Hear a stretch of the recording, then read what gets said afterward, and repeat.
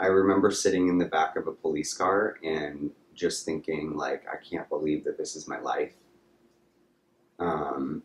Because just a year prior to that, I was like, or a year and a half maybe. So prior to that, I was like doing, principal roles at Ballet Austin.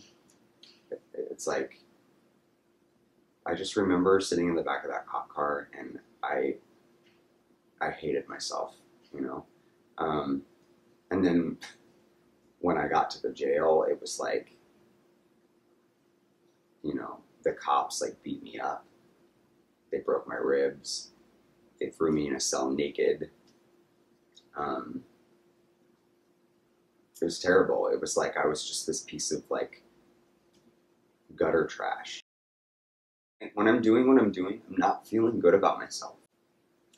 And and I need to. I need to be able to push forward and to be able to show up for life, and do all the things that I know that I can do, like to be the best dancer I can be, to be the best drag artist I can be, to be the best son I can be, to be the best boyfriend I can be, or to be the best friend I can be.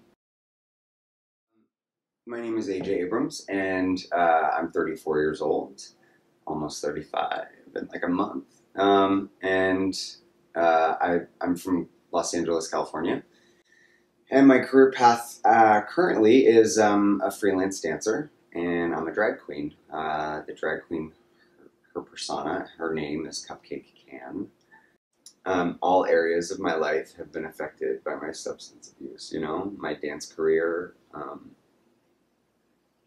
my love life, my relationships with my family.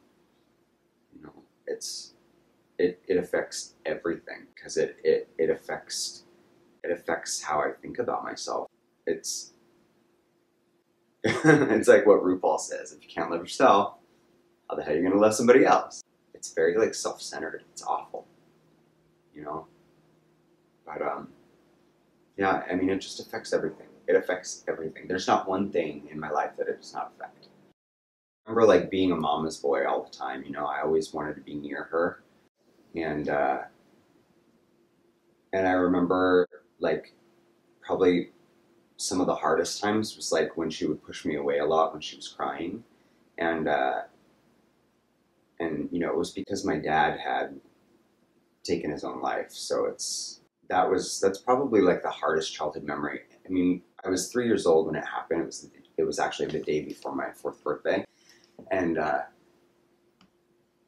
it's not that I necessarily remember it, but I remember the time, you know, and I remember like how I felt, and it's something that has actually carried on through my entire life.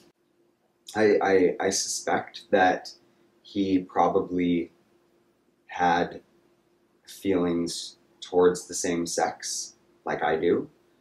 Maybe he loved both. I don't know. My mom always used to say that he was like the best dancer at the disco.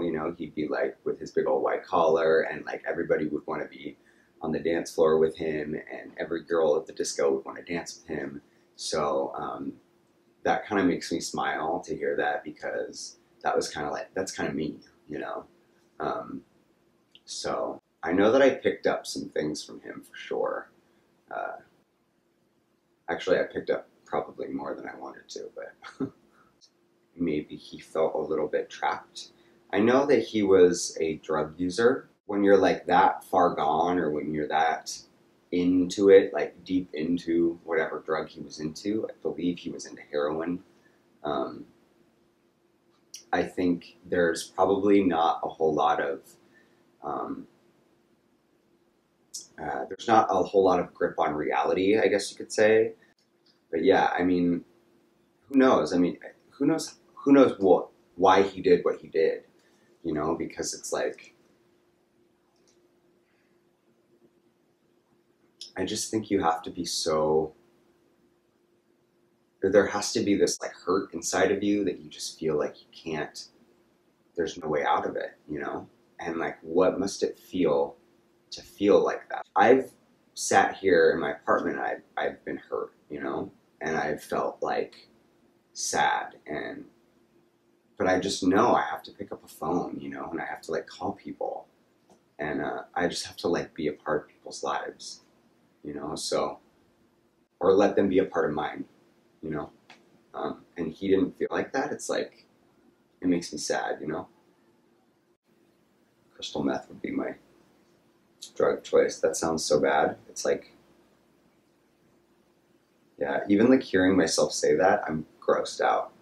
It's just more of like a fitting in thing for me. That's what it is. It's more of like that being loved, and I think it really roots in like the feeling of abandonment that I felt from my dad.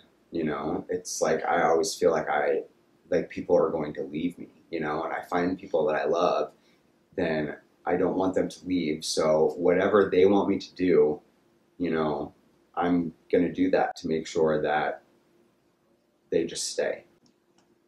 I think I noticed it becoming an issue probably when I was about 24, maybe 23, 24. I was at Ballet Austin at the time, and I remember just being like sort of leading a double life a little bit. You know, I would be like this ballet dancer by day and this like club kid by night. I started to it started to really affect my work. You know, I wouldn't actually like, I would be calling in sick a lot, or I would be showing up late, or I would give them all these excuses. And you know, up until then, like the director he really loved me, and he loved what I did, and he was pretty nurturing, you know, and he was pretty. He gave me all these roles that were really amazing, and yeah, and when I had gotten fired from there was I think I was 25. That was like, I was like, okay, this is a problem. And the progression of it was kind of, I don't know. I mean, I started out smoking it, and from a little boy, I was like, I had asthma, so you know, I was trying to figure out ways that I could do it that it wouldn't hurt me as much, you know, because I would wake up in the middle of the night and be like, you know, asthmatic and not being able to breathe, and you know, like any good drug addict, I would think, how can I do this better? You know, not do I stop.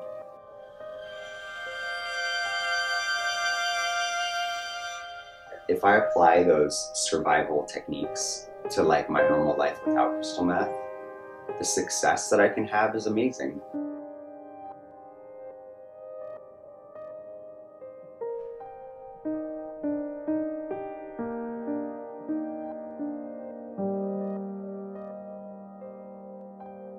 I remember growing up in like and being so mad at my father for like what he did, and thinking that I don't ever want to be like him at all. I remember thinking that it's like, I want to be a man in my life that my mother, you know, that will show up for my mother and that will never leave my mother. I don't ever want to be like this like low drug addict. I don't ever want to use needles, you know, like he did, and all these things. It's like all the things that he did are all the things that I said I didn't want to do. I did them all.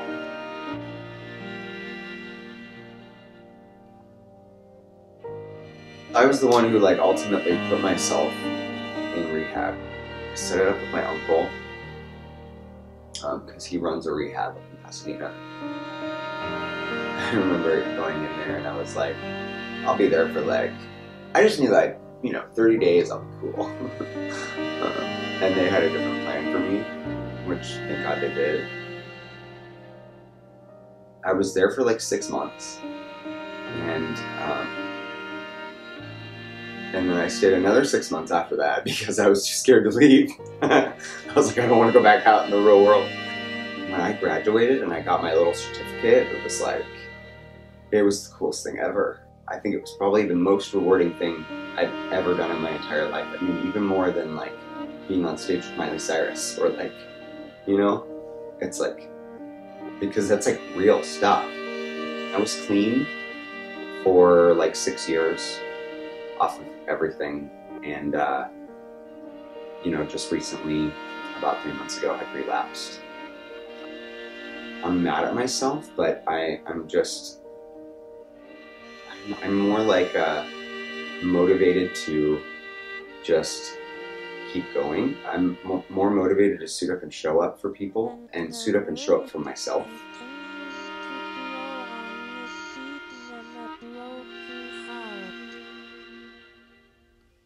I'm not so much mourning the loss of like of the drug itself. I'm more mourning the loss of like